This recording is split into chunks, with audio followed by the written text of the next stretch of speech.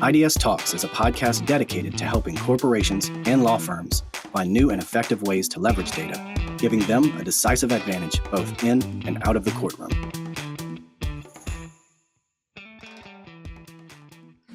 Well, hello, everybody. Welcome to an iDS Talks podcast. I'm Tim. I'm a managing director for iDS in Europe, based in London. Today, I'm joined by Julia Viole, a shareholder with Vanguard Littler, based in Germany. Hello, Julia. Hi. Pleasure to have you here.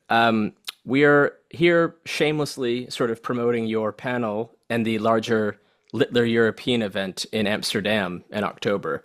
So I wanted to ask you a few questions about yourself so you could kind of let people know about your practice and who you are. And then I'll ask you a few questions that probably are more relevant to your panel discussion that's forthcoming. A few teasers maybe. I don't want to give away everything. People have to attend to hear that sort of thing. But nevertheless, we can ask a few questions. So I'd be curious to know about your practice generally. Maybe in a few words. Is it limited to Germany? Do you get involved in cross-border work? Tell us about your work. Mm-hmm. I'm a certified specialist attorney for employment law in Germany. So I advise on German employment law and not on law from a foreign country. However, me and my team advise national and a lot of international clients. So many projects are international. So we work together with our colleagues from other countries. So it's both. My focus is Germany, but at the same time, it's international cases. So I look through German glasses on international cases.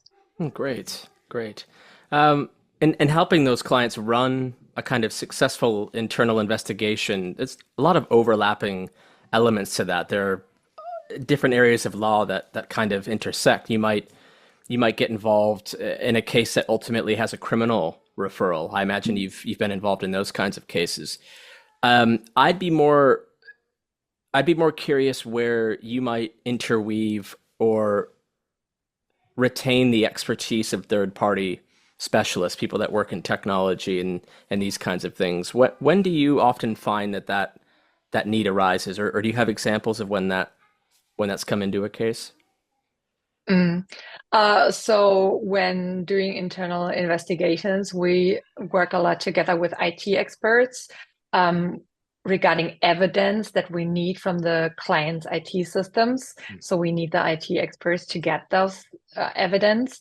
And we also work together with the police, for example, and state attorneys, for example, when there was a suspicion of fraud and we needed video monitoring, because video monitoring of employees is not allowed in Germany if you don't have a serious reason for that. So if you have the police or the state attorney, that can help a lot. Yeah, that's great.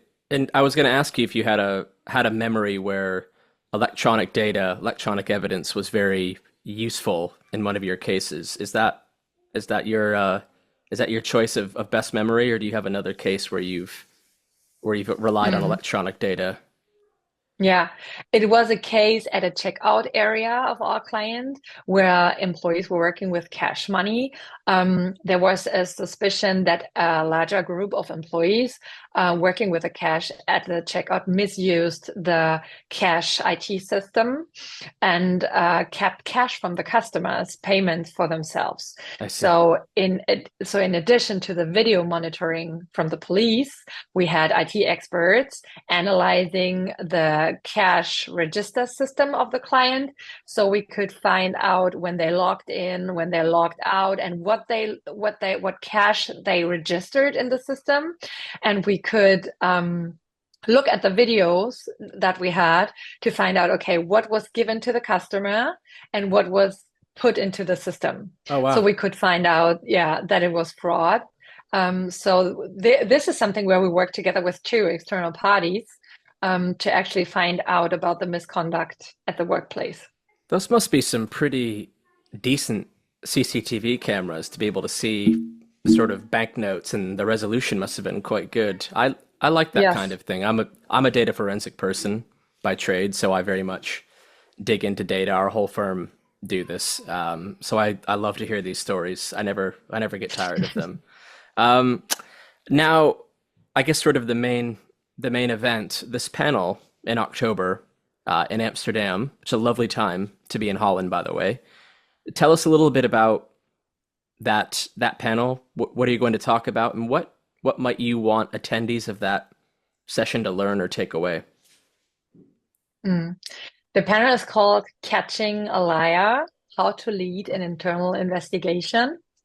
And the audience will be representative from companies all over Europe. And I think all in all, I want to give them two takeaways. So number one is that companies should take complaints seriously and not shy away from investigating. So the situation will not get better when the company just does nothing. Mm, And an investigation does not automatically have to be long and take a lot of time. So some complaints can easily be closed, and employees at the same time feel valued.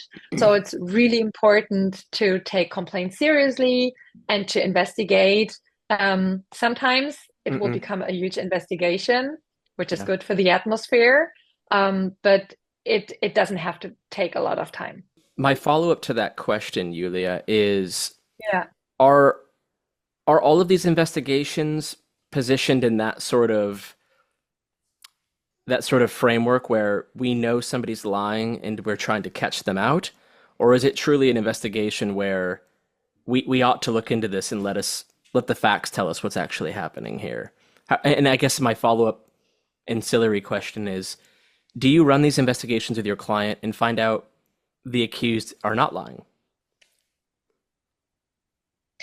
Um, I think it's the latter. It's really to find out the facts. Mm, And sometimes when you have a complaint, it's not true or it was a little bit different, and because it's at the workplace. So sometimes it's just feelings that are different.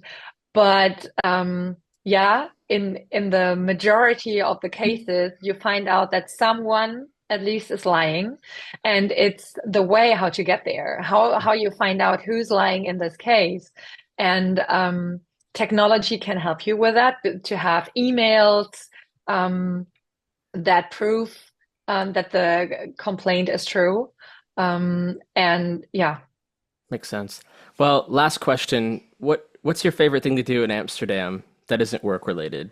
Do you like the food? What do you enjoy about Amsterdam?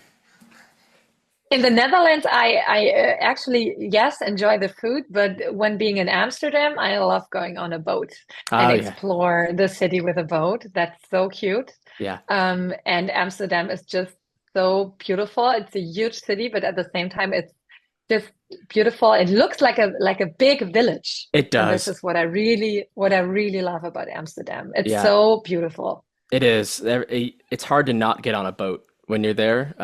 It's a bit like Venice, but it's very, yeah, I like the size of it as well. I feel like you could walk it and you never get tired of it because it's so beautiful. It's like Paris or Exactly. something. Yeah. Yeah. Yeah. Well, Yulia, thanks so much for the time. Hope the Thank panel you for goes, inviting me. yeah, I hope the panel goes really well. I'm sure it'll be great.